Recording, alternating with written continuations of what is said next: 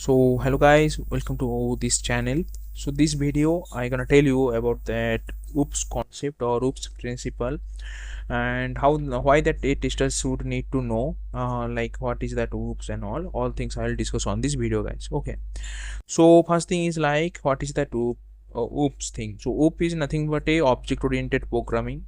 So it is kind of like designing pattern where that we user can create that object and user can use that some core principle, and through that user can write that their code and all.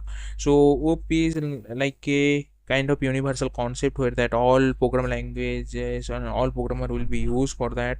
It doesn't matter like that programmer is like a like front end, back end, or that guy is a automation tester and all. That doesn't matter actually. Everyone should need to know oops principle. It also comes under like that DSA and all thing. So in OOP we have like total four thing. One is encapsulation, another is inheritance, another is polymorphism and abstraction. So I'll explain that all four concept here, all four principle. So before that explanation, let me tell you that basic concept of that class and object. So class, it is a kind of blueprint where for like creating object. Suppose that I have a one house or one like car and all. So that house and car, it is a object basically, because it actually have some it is kind of asset. It has some like property, like car is like a red color, it taking like this much space and all. So those things are there. Another thing is like so that's why we are calling it as an object, because here like we have some branch of properties. Class is like that. To achieve those properties we have to create like some blueprint or some kind of designing pattern. So through that we can like achieve that our object, or we can create that our car. So this is called classes, and this is the difference between class and object. Now encapsulation thing is like, so it is kind of capsulate the thing. So suppose that I have a one class. Inside that class I have branch of methods, branch of like things and there. So we can capsulate that all things inside that class, and we can also use like data restriction by that help of like modifiers, accessing modifiers. Like in Java we have like some modifiers like public, private. So these kind of modifiers are there. So through that way we can achieve that encapsulation. Inside like I have given one example code. Like inside that code, like we have like class employee. Inside class employee we have some global variable, like global public variable. We have like not initiate that any kind of like value. We just initialize that our like variable here. Then we have some method, public employee method. Inside that method we have used like this as this keyword. So through that we can like calling that we can create that a constructor, and we can yeah, set that some property here. And then we have some branch of method to get that name, and then we are returning that our name and all. So these things are there. So in this example I have encapsulated that all thing, and I have sent that thing to different class. So like that way we are encapsulating it. So here data, methods, variable, all things will be inside that our own class, and it will be capsulated. Another is inheritance. Inheritance is nothing but, so when that a one class will access that another class properties, or some like one thing is actually inherit the property of other thing, so we are calling it as an inheritance.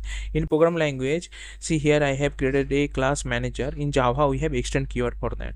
So that through that extend keyword I can inherit the property of that another class without creating that like that class as an object. So I can use that class property, that class variable and all. We can also allocate that our like value and all. So that concept is called inheritance. So in this side I have given one example. So here that like I have initialized that some variable here, and like private team size, and I can also calling that our parent class constructor, and by that help of super method, super keyword. To the super keyword I can calling that, and I can initialize the value also. So this is nothing but my inheritance concept. And that is polymorphism. The thing is like when that same thing will do that different work or different activities, or something is there that is showing that different things on that different time of or different like duration. So this is nothing but my polymorphism. So here like one object or one class will be like treated as in a super class thing. Okay, so we can use that like that those class will be used for the different purpose. So currently we have two types of polymorphism: compile time and run time. So like Java actually a compile oriented program language, so we can use like compile time polymorphism and runtime polymorphism also. But some program language directly not compiling, so their compile time polymorphism will be not there. Okay, now in this example, like developer here, like we have like doing like method overriding and overloading thing. So method overriding, through that way we can achieve that our polymorphism. We can use it in a different way. That same method we can use on different types. And that is abstraction is nothing but it is like security kind of feature where we can hide that our complex implementation, and we are only showcase or expose that our essential or like limited features to that end user. So through that we can reduce that our complexity, we can increase that our efficiency. So we for that Java we have abstract class for that. Through that abstract class we just need to call that abstract method and all, and we can also inherit that thing to another class and all.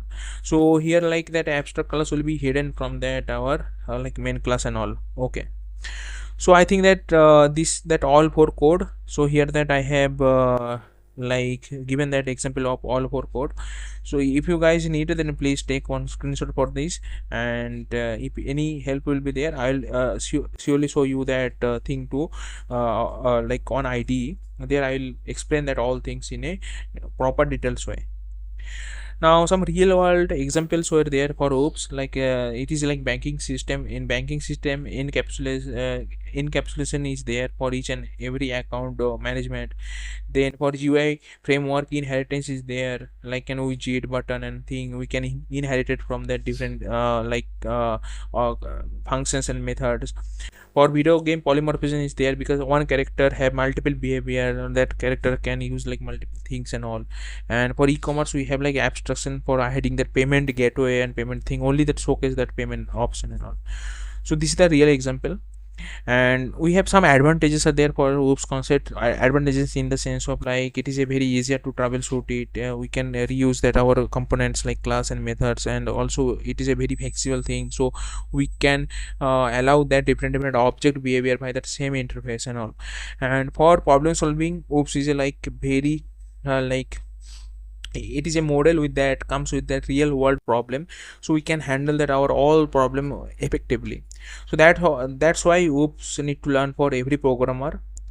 And I think that this video is enough for you guys. I here like I just explained that things in a nutshell way. It is a very quick and cloudy way. I haven't gone that any deeper. I just explained that what is the thing and all. It is it will improve with that basic understanding regarding that OOPS concept. In that next video I'll surely show you that detailed understanding regarding that OOPS video with that proper code.